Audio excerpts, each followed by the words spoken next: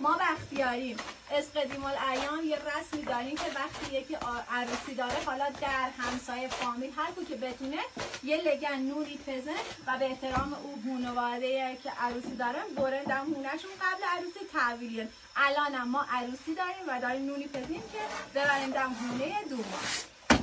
و به این صورت ما نونانه بریم تحویلی. وای را مدیر ای گل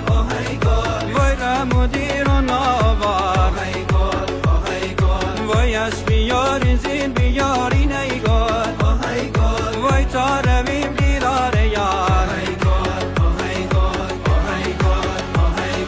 وای پول ببندین ای گل